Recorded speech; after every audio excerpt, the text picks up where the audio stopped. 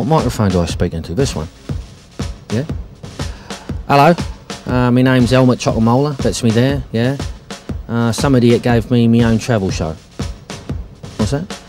Oh, I don't know, government wanted to put more mental people on TV or something. Or it was either me or this guy with diabetes. I've got my passport, my hepatitis shots, I've left all my box cutters at home, because each week I'm going to a different country and you're coming in me. With me, on me. Oh yeah, here's a glimpse of my recent trip to Australia. Australia. It's a country of contrast, colour and culture. As seen here in the exquisite stock footage that I stole from Discovery Channel. Seriously though, 4 million people live in its biggest city, Sydney. Some live on park benches, others piss on trees. But the worst part about Sydney is the journey there. 70,000 kilometres away from London, 32 hours on a plane.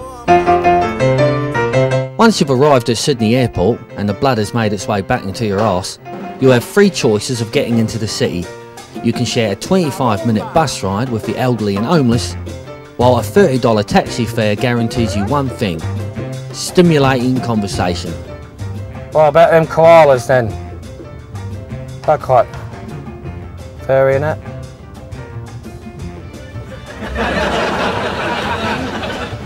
The weather's been a bit sort of crap recently, hasn't it?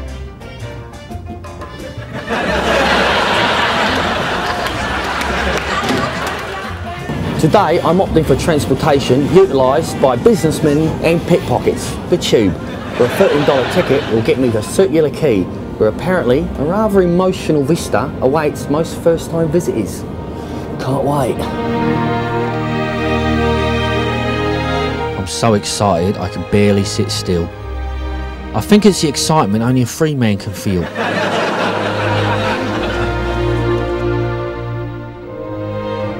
Someone who's travelled over 17,000 miles to set my eyes on the most beautiful sight that I think I've ever seen. Oh yeah, there it is there.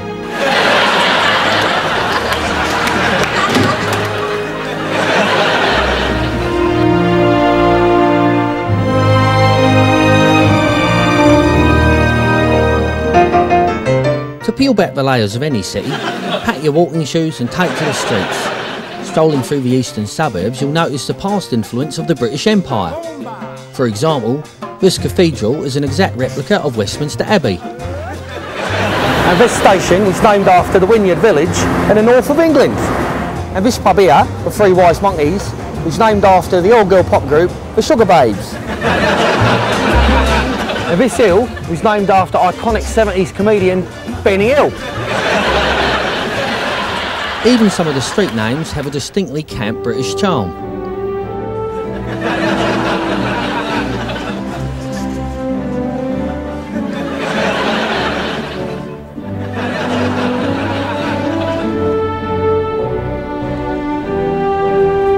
And you can amuse yourself by trying to pronounce the Aboriginal place names. Woolloomooloo means place of plenty. Woollahra means meeting ground. Warringah, across the waves, while Woolly Dong Dong means a big hairy knob. Now the best way to discover why Australia has the second highest rate of alcoholism and obesity in the whole world is to partake in the traditional Aussie barbecue, or as the Aussies call it, barbecue. Sydney siders love the chance to socialise, so what better way than to invite a few friends, throw some dead wildlife on the grill and sit around talking about whose husband has the biggest cock. You can also taste authentic Aussie cuisine, such as the very rare spotted shrimp, wild kangaroo from the Northern Territory, the endangered bush snake and the iconic Vegemite on bread.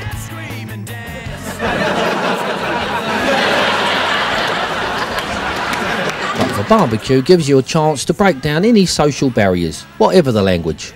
Alright, me old China, how about we pop round over Jack? I'll stand a pig and you can rub it on about his teapots. Before we know it, we'll be having some Luke and Tommy and we'll be off before the dickery hits 12. No worries, mate. Toby's a piece of piss. Stone's throw. Struth could skull a moody. Might chuck a sickie and get shit-faced, but the missus will spit a dummy though. If you still can't understand each other, Just tell your mates that he shook hands with someone who looked like Shrek.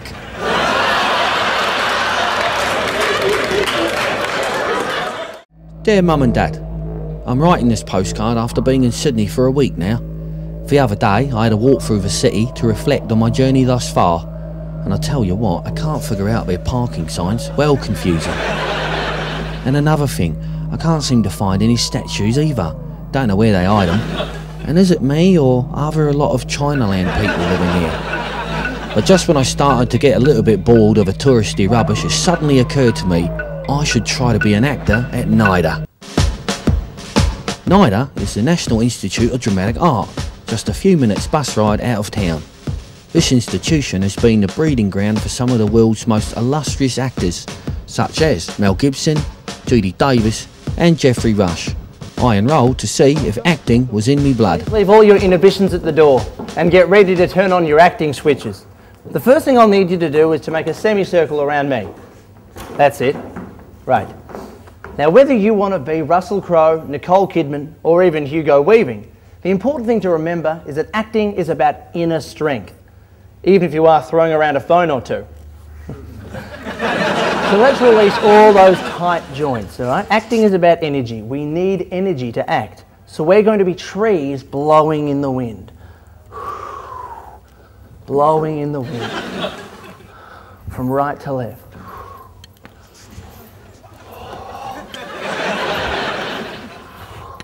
Once you've built up a nice momentum, start humming.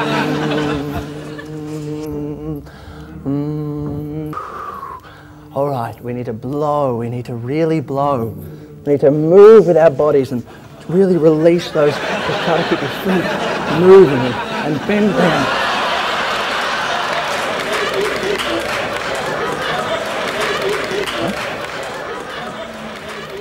All right, guys, that's great. Now, the next thing I'll need you to do is get out your scripts, because we're going to rehearse the tent scene from Brokeback Mountain. So there we have it. My acting career had finished before it had even begun. Anyway, apart from that, everything's going fine. I'm getting on a plane in a couple of hours. I'd just like to say, I've been thinking about you a lot, Dad and Mum. A lot. See you later, your son, Helmut.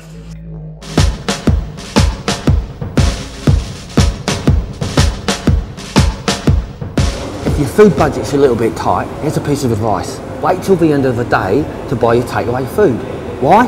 Well, this kebab may be 3 days old, but for $3 it's going in my stomach instead of a rubbish bin. You just can't lose.